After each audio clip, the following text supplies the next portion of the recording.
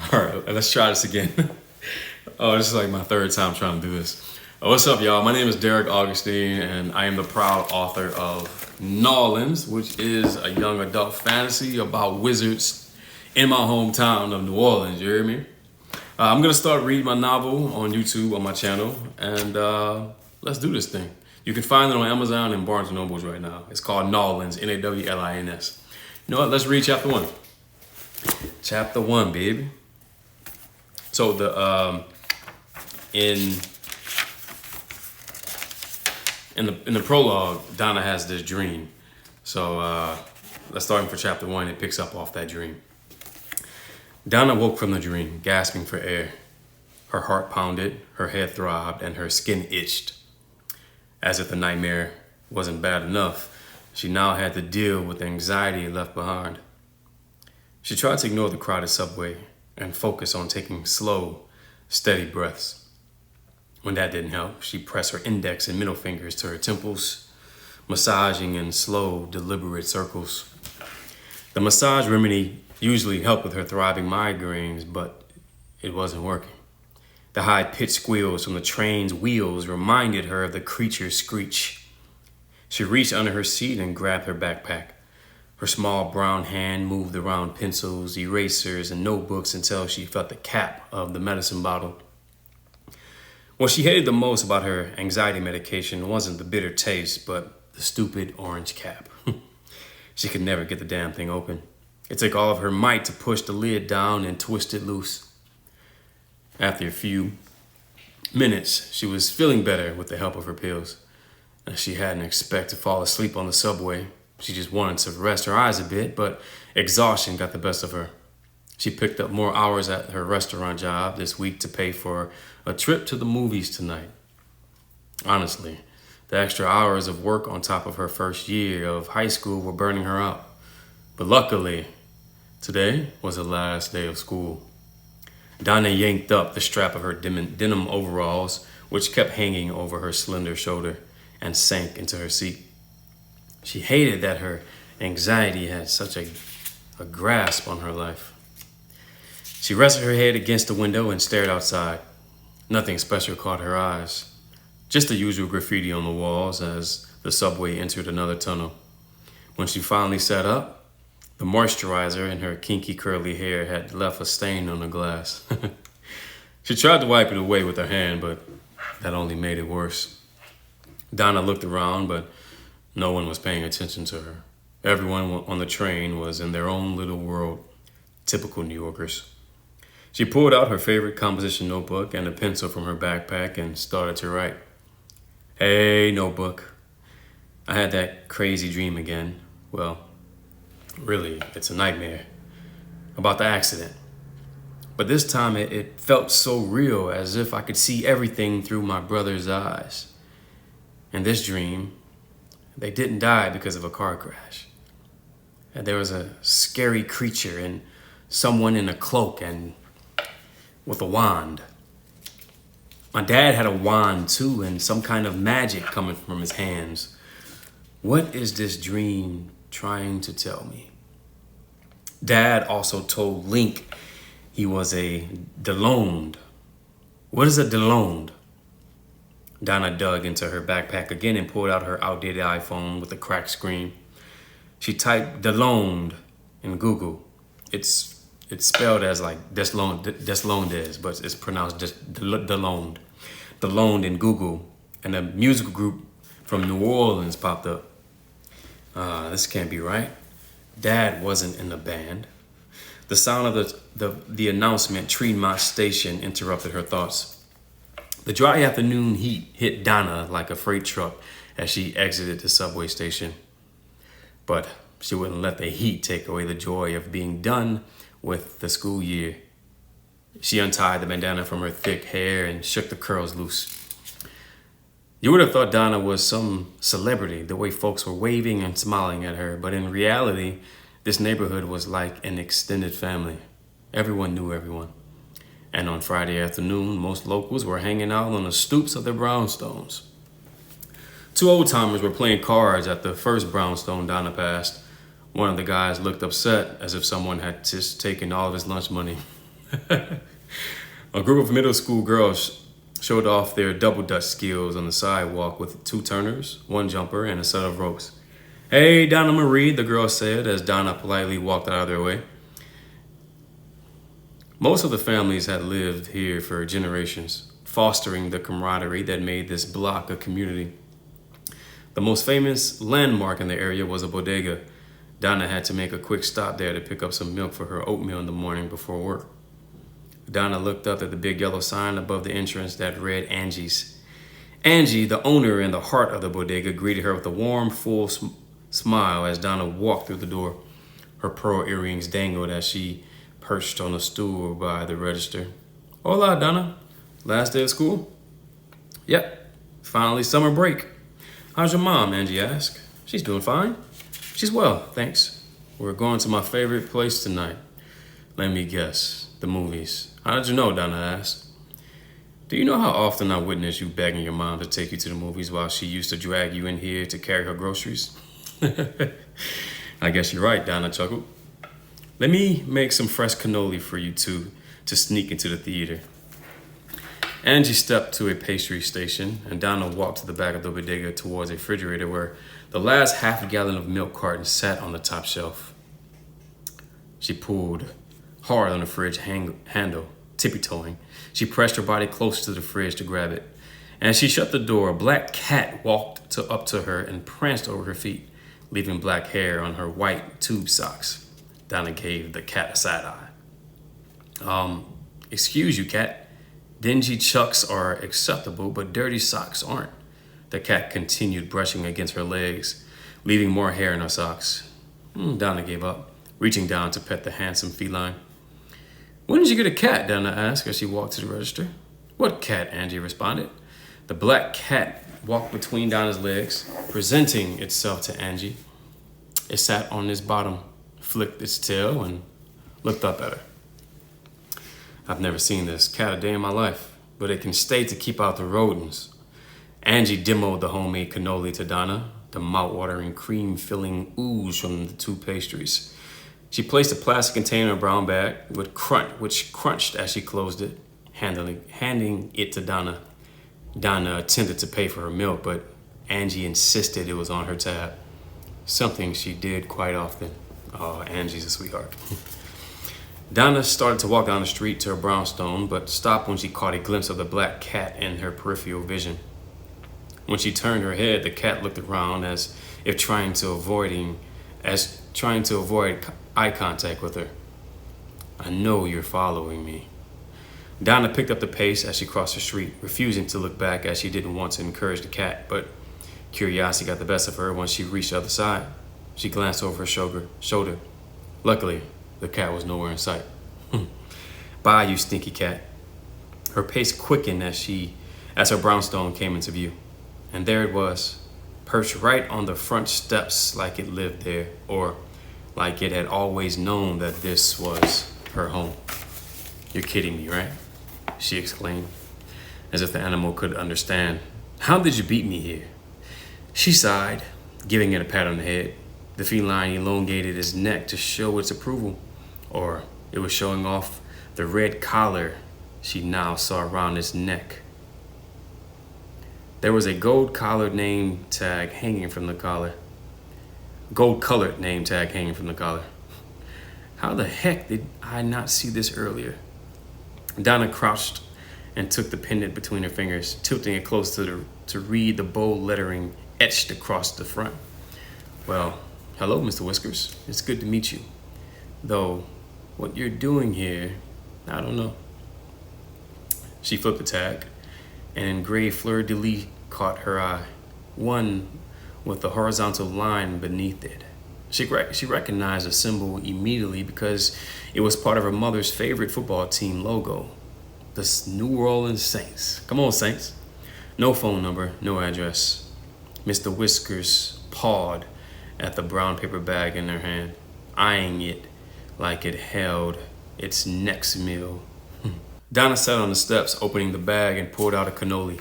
She broke off a piece and placed it beside him. He dove in without hesitation.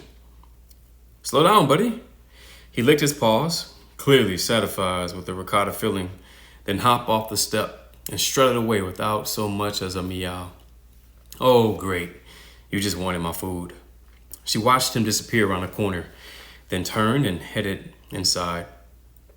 The wooden stairs creaked beneath her as she climbed to the second floor.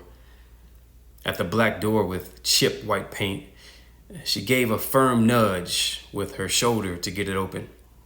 Inside, the cramped studio apartment barely fit a twin bed and an oversized blue beanbag. The refrigerator buzzed incessantly, a broken compressor that got louder by the day.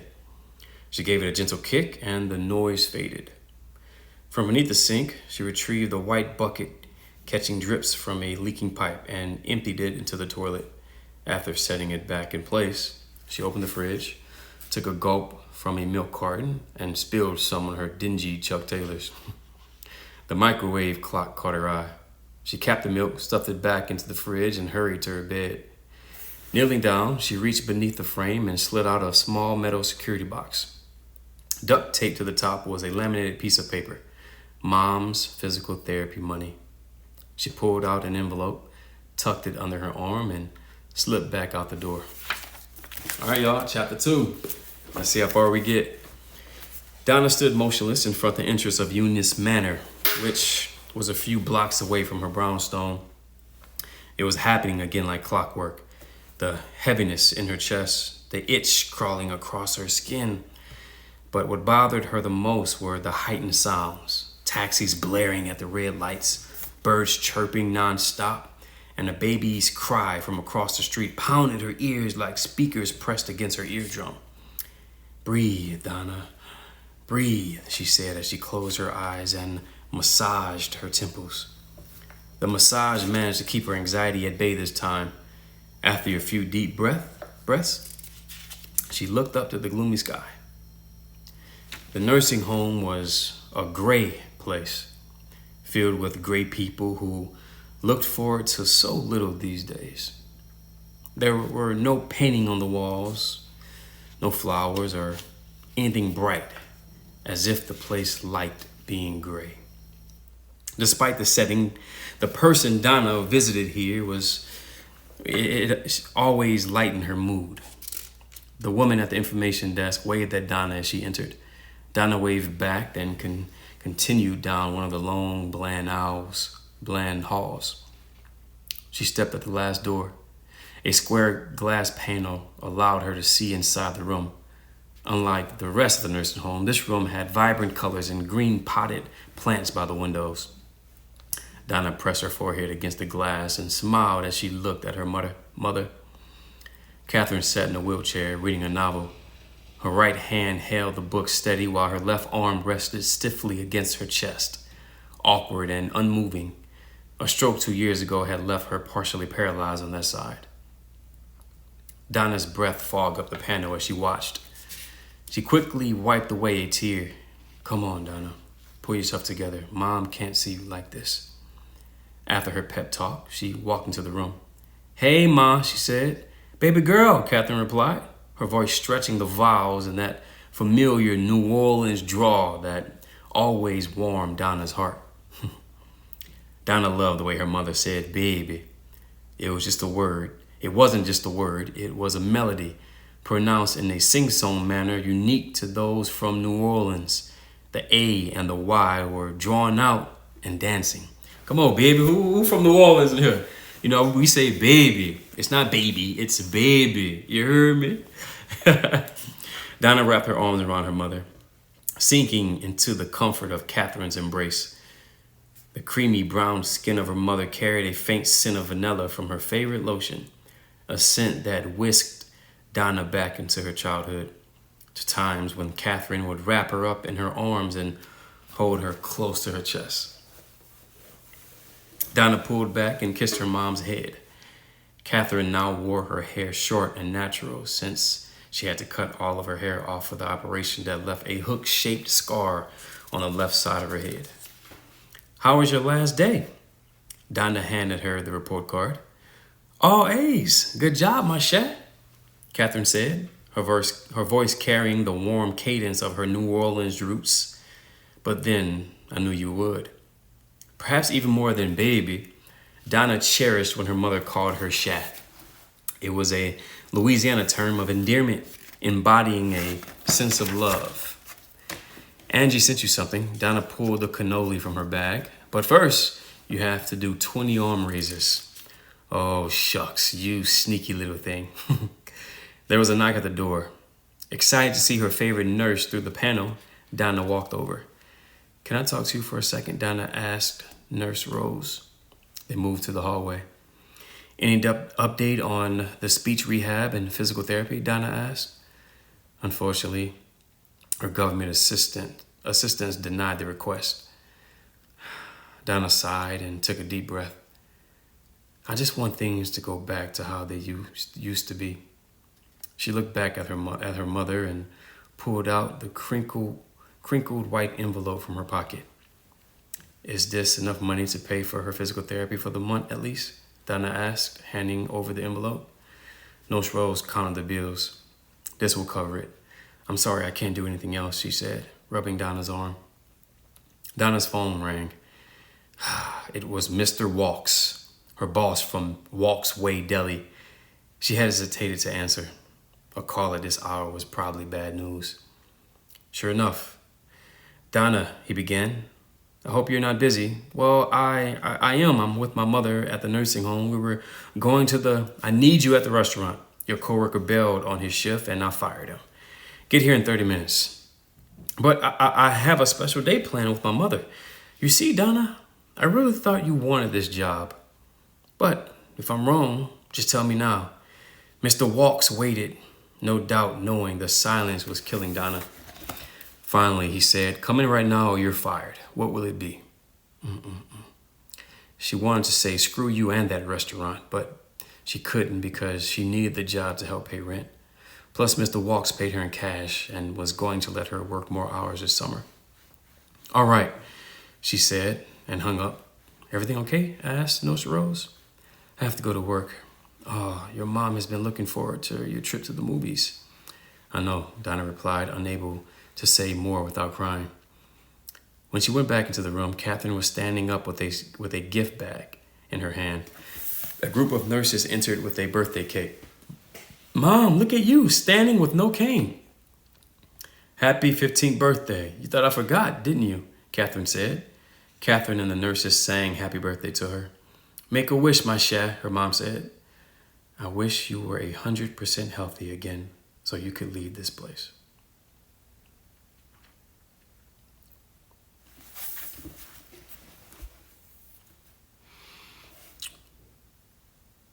I'm sorry I got sad, y'all. I drew inspiration for this from my mom. My mother, Donna Marie Augustine, was in a nursing home after she caught a stroke. I'm sorry. I remember wishing that when I used to go see my mom. Like, I wish I could have got her out there, you know.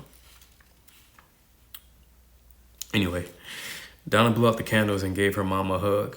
I got something for you, Catherine said, presenting Donna with a small jewelry box.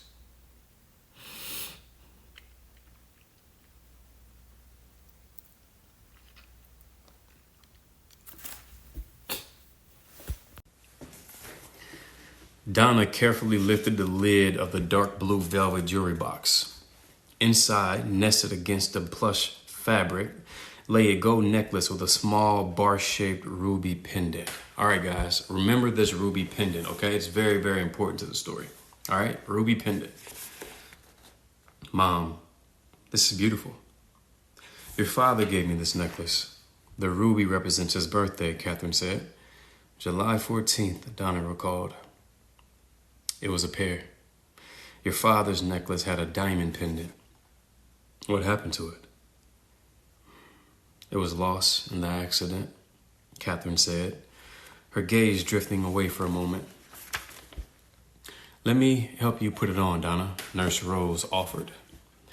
Donna lifted her hair as Nurse Rose clipped the necklace around her neck. I'm never taking it off, Donna vowed. As she caressed the ruby in her hand, a vivid memory from her dream flashed before her. It was the exact style as the diamond pendant her father had draped around Link's neck. How did I dream about that diamond pendant when I've never seen it or heard about it until now?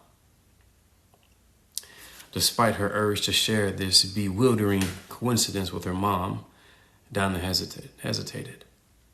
Catherine was radiating joy, and Donna didn't want to cloud that moment with the shadows of their tragic past.